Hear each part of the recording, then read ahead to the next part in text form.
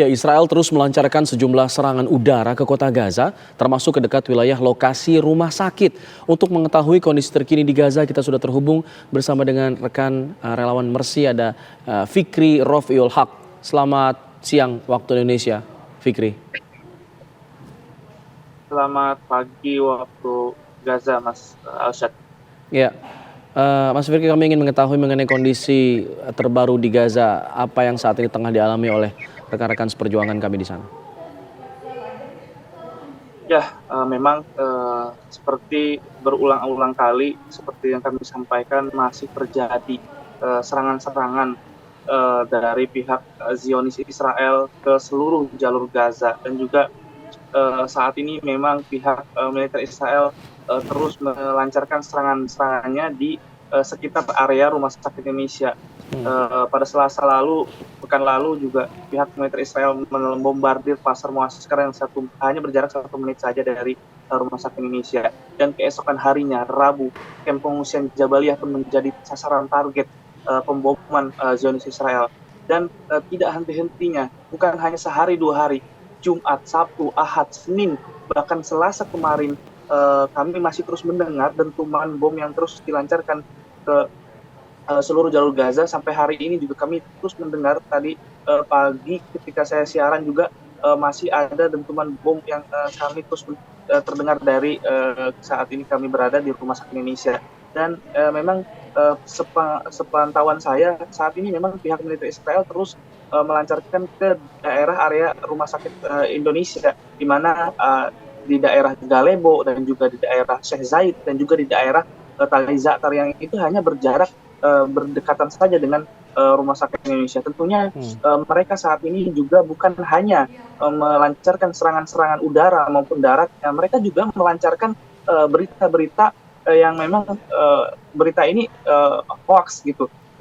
Mereka mengatakan bahwa Rumah Sakit Indonesia menjadi perlindung bagi militer-militer Hamas di Rumah Sakit Indonesia. Dan Ketua Presidium Mercy juga sudah mengatakan bahwa tidak ada terowongan yang dibuat di dalam ataupun di bawah Rumah Sakit Indonesia. Yang ada memang Rumah Sakit Indonesia memiliki basement, yang memang ditempatkan untuk bantuan-bantuan kemanusiaan, logistik, obat-obatan dan lain-lainnya. Ya, dengan adanya bantahan tersebut, apakah sudah ada tanggapan lagi dari pihak Israel mengenai hal itu? Karena tadi Anda katakan sendiri, bom-bom juga masih terjadi di sekitar wilayah Rumah Sakit Indonesia. Ya, kami juga belum mendapatkan informasi dari pihak Israel sendiri atas pernyataan Ketua Mercy, ya, yang memang dari organisasi yang membuat Rumah Sakit Indonesia tentunya dari sumbangan seluruh rakyat Indonesia, dan kami juga masih mendapatkan informasinya. Oke. Kalau kondisi di Rumah Sakit Indonesia sendiri seperti apa? Apakah masih semua cukup memadai untuk merawat para pasien, atau memang saya bisa membayangkan pasti sangat sulit dengan kondisi saat ini? Ya, memang kalau kita katakan dengan angka jumlah korban mencapai saat ini sudah lebih dari 10.000 ya, dan juga 4.100 lebih anak-anak, dan juga 2.300 lebih adalah wanita, dan dari kalangan lansia mencapai 500 orang lebih, dan korban luka-luka juga mencapai 25.000 lebih. Dan juga untuk Rumah Sakit Indonesia ini sudah menangani 4.500 korban luka-luka, diantaranya 200 korban lainnya juga masih terus mendapatkan rawat inap di Rumah Sakit Indonesia. Dan untuk korban meninggal juga yang dilarikan ke Rumah Sakit Indonesia mencapai 1.500 lebih orang. Dari angka ini sudah menggambarkan bahwa saat ini Rumah Sakit Indonesia memang tidak bisa menampung korban luka-luka. Saya melihat, saya juga masih terus memantau hampir 24 jam kami tim Mercy yang memang memfokuskan yang ada di Rumah Sakit Indonesia. Kami banyak sekali melihat para korban luka-luka tidak mendapatkan kamar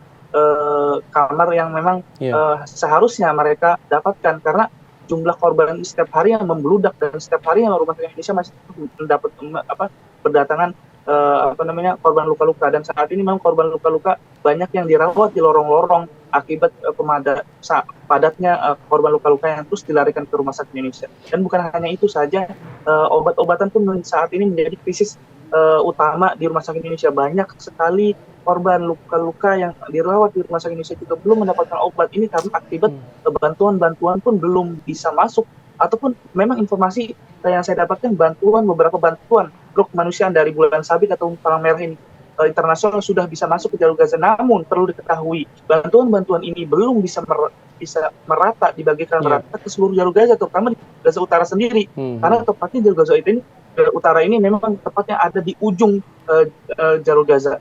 Ya, bantuan apa yang paling dibutuhkan oleh para relawan dan juga warga di sana, khususnya di Rumah Sakit Indonesia ini? Ya, memang saat ini yang sangat dibutuhkan bagi warga saat ini adalah bahan pangan dan juga air bersih serta pakaian yang layak, karena saya melihat sendiri tim medis ataupun tim pegawai Rumah Sakit Indonesia yang memang saat ini mereka terus bekerja 24 jam. Banyak dari mereka bahkan selama peperangan ini belum bisa pulang ke rumahnya masing-masing. Ya, sehingga saat ini warga memang ataupun pegawai yang ada di Rumah Sakit ini membutuhkan pakaian layak, bahan pangan serta air bersih. Ya, itu yang kadang kita lupa. Para tenaga medis di sana juga sebenarnya punya keluarga, punya kehidupan sendiri yang mereka harus jalani setiap harinya, tapi tertahan karena adanya serangan dari Israel. Kami masih ingin terus mendalami, Mas Fikri. Setelah jeda kami akan kembali ya. Kita akan kembali berbincang mengenai kondisi terbaru di sana. Tetaplah bersama kami pemirsa. Kabar Siang masih akan kembali.